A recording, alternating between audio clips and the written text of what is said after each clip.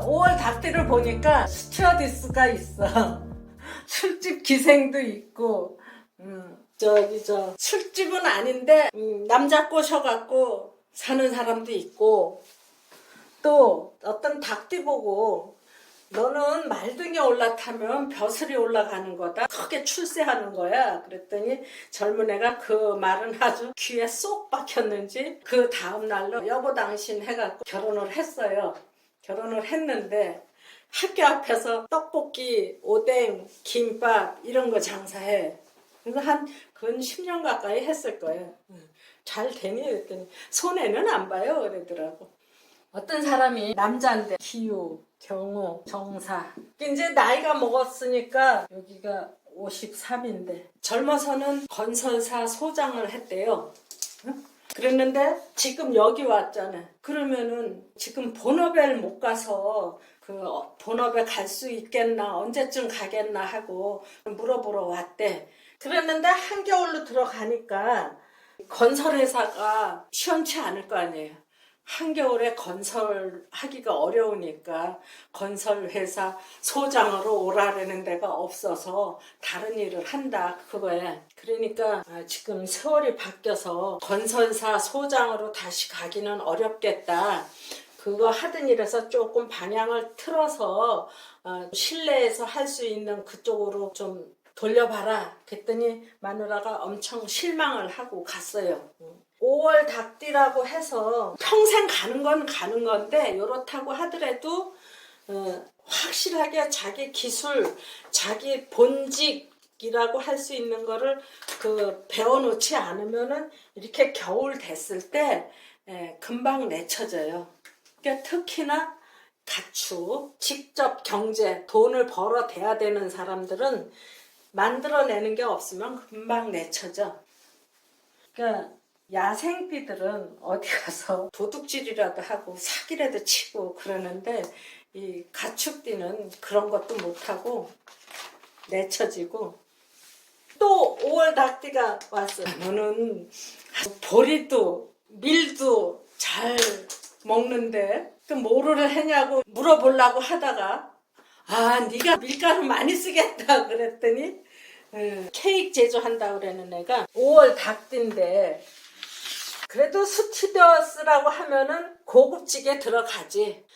술집 여자라고 하면은 좀 핫바리에 들어가고. 5월달이 보리가 나오는데 옛날에는 근기가 없다고 쌀밥 먹은 거하고 보리밥 먹은 거하고 똑같냐고.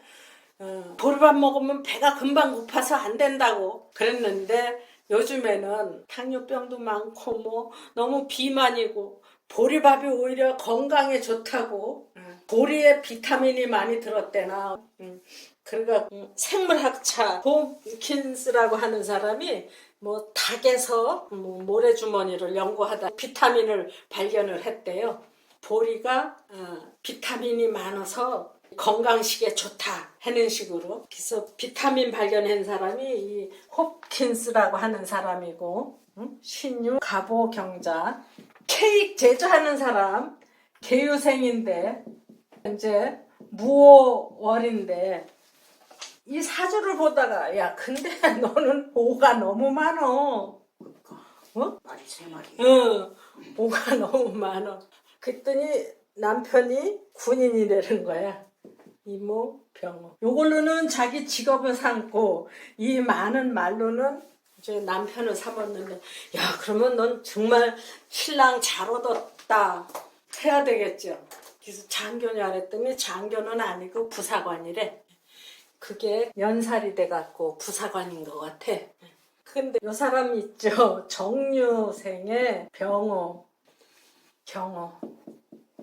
이 사람도 닭띠에 말이 이렇게 쪼르르 있는 사람인데 이 사람 신랑이 경찰이었어요. 경찰이었는데 이혼을 했어. 처음에는 은행 근무를 했대. 은행 근무를 했는데 그 은행이니까 더 그렇겠지만 10원짜리 하나까지 다 맞아야 되겠지. 돈이니까. 근데 저는 그게 틀려본 일이 없대. 얼마나 잘했는지.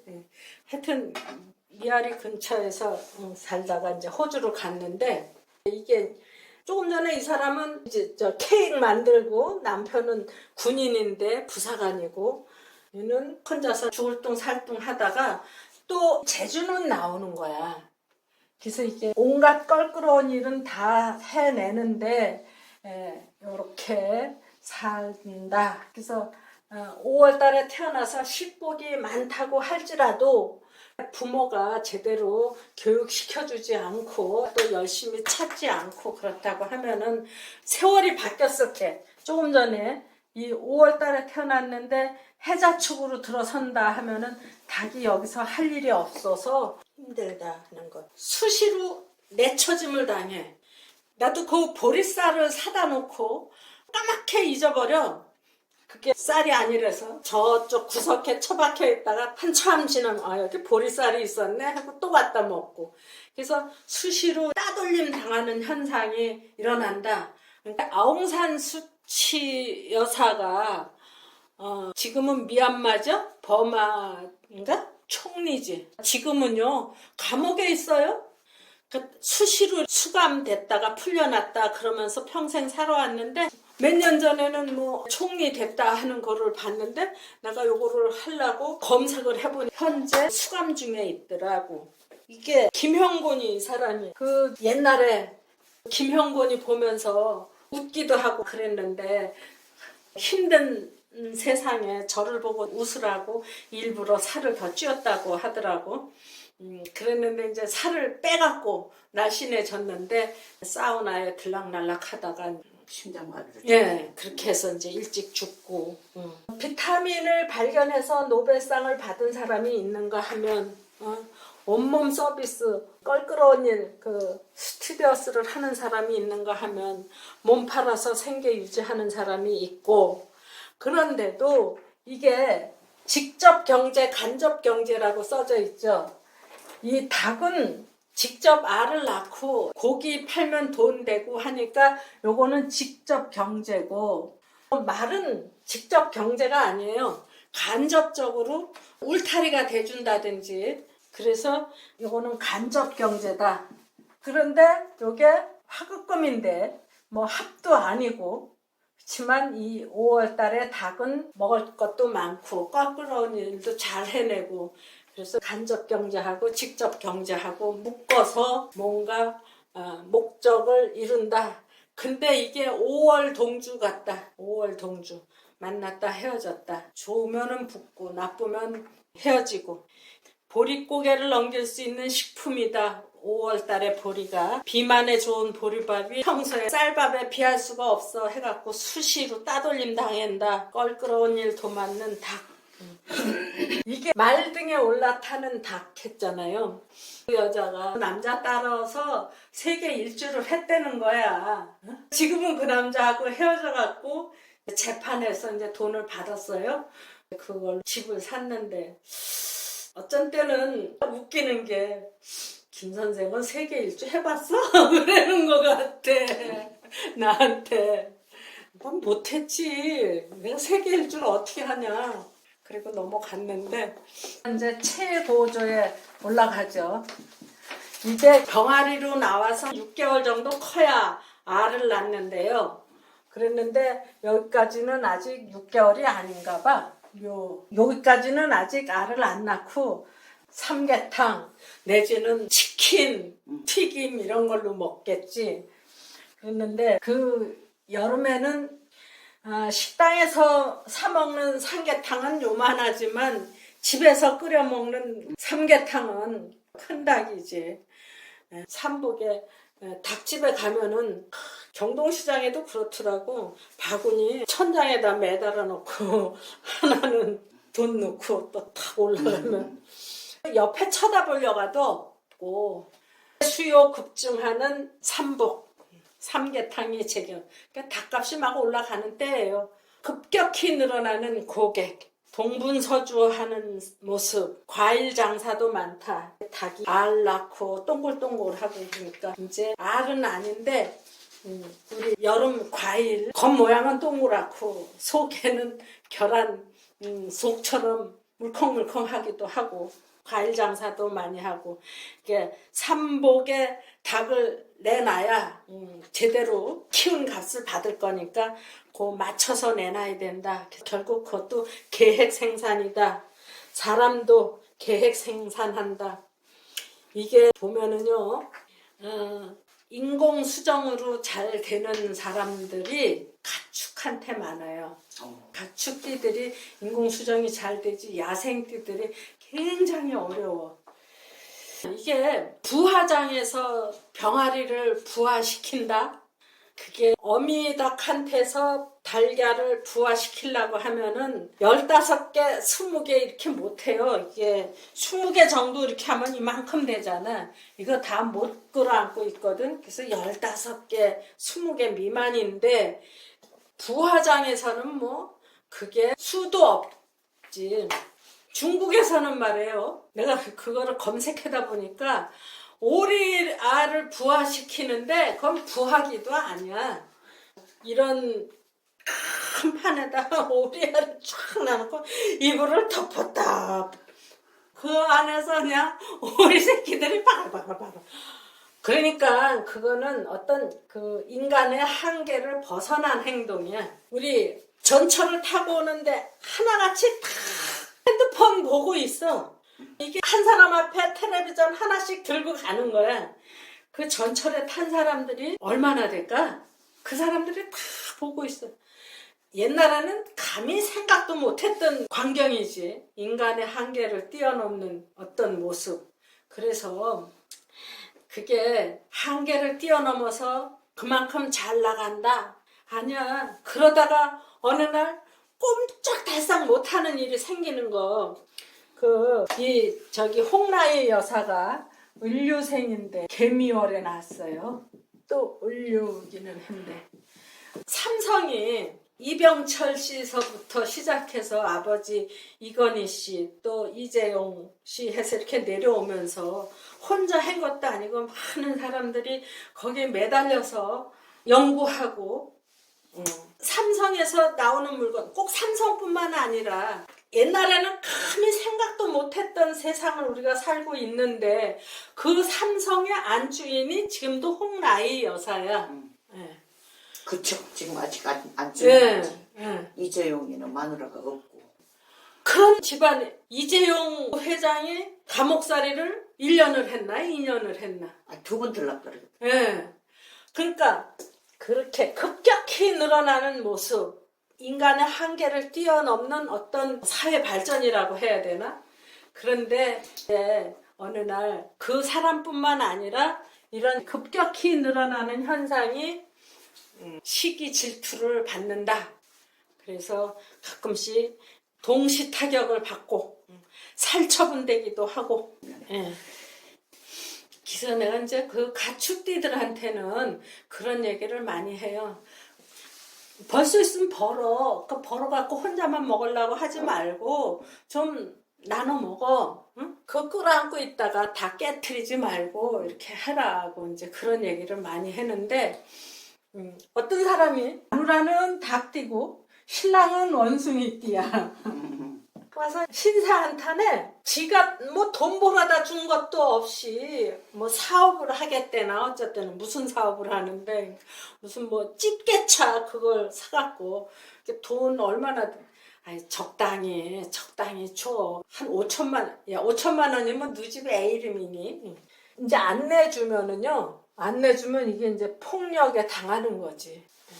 그치. 아이고, 내가요, 그거, 걸레 빨아갖고 월급이나 많은지 알아요? 한 달에 한 200도 안 되는 돈, 그거 갖고 먹고 살고, 그거 모은 건데. 남한테 안 뜯기면 신랑한테 뜯기고, 뒤늦게 나도 알았어요. 그러니까, 급격히 늘어나는 손님, 뭐 금방 부자 되고 그랬는데 이게 조심해야 될 게 남한테 시기 질투를 받을 수 있다. 집안에 좀 못된 식구들이 있어서 교도소에 들락날락 하는 집도 있어요. 그러면은 어떤 집은 그래. 아유 그 새끼 차라리 거기 가 있는 게 낫다. 응? 그런 얘기도 하는 소리를 듣기는 들었는데 홍나이 여사 입장에서 아들이 교도소에서 1년을 있다. 그 심정은 어떨까? 그래서 돈 갖고도 안 되는 게 있다. 옛날에 어떤 여자하고 돈 갖고 안 되는 게 있지. 그러니 저는 그런 얘기 안 했다고 지랄을 하고 돈 갖고도 안 되는 거 있어요. 가끔씩 그런 거 있어. 한여름에 닭 팔아야 되는데 병 들어갖고 다 이제 살처분하는 거. 살아있는 걸 큰 구덩이를 파고 거기다가 다 갖다 몰아넣고 트럭에다가 그냥 몰아놓던데. 근데 다 살았어요. 가슴 아프고. 예, 우리 중학교 다닐 때 영어책에 어떤 아가씨가 결혼을 이고 가면서 이 결혼을 내가 매일매일 모아서 병아리를 만들어갖고 또 키워서 큰 양계장 주인이 되면은 젊은 청년들이 아가씨 나하고 결혼해 주세요 하고 청혼을 할 거다. 그러면 내가 그때 싫어요 하면서 고개를 흔들다가 머리에 계란바구니가 떨어져서 폭삭 깼다고 하는 그거 영어책에서 배운 적이 있는데 이 닭이 그래요. 정종이 누구냐 하면은 조선 2대 왕인데 이성계 아들인데 이성계가 아들이 쭉 많은 데다가 또 나중에 또 마누라 얻어갖고 여기서도 몇 명인가 낳았잖아요. 그랬는데 이성계가 조선을 세워갖고 본처 아들을 세자로 삼아야 되는데 거기 태종 이방원도 있고 또 위에 있고 여기서 세자를 삼아서 왕 자리를 물려줘야 되는데 늦게 얻은 마누라한테서 난 아들 중에 누군가를 세자로 삼았어요.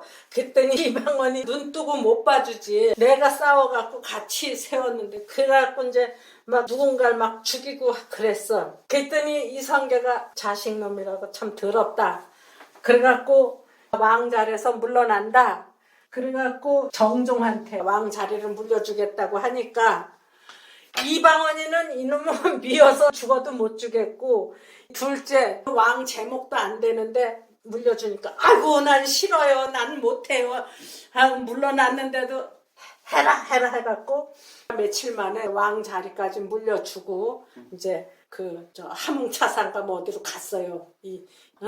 도망가고. 그러니까 이 정종은 얼떨결에 왕이 된 거야. 이방원이 옆에서 그냥 눈을 뻘겋게 뜨고 있는데 왕 노릇을 제대로 하겠어요? 나 그러니까 왕 안 한다니까 왜 나한테 왕을 줘갖고 그러느냐고 막 그랬을 거 아니에요. 그래서 이제 조금 하다가 2년인가 하다가 그 있는 동안에도 이방원이한테 실권은 다 주고 그냥 이름만 갖고 있었는데 그것도 못 견뎌서 한 2년 하다가 이제 이방원이한테 물려주고 내려왔지요. 그래갖고 죽을 때까지 편안하게 살았는데 이게 그런 거야.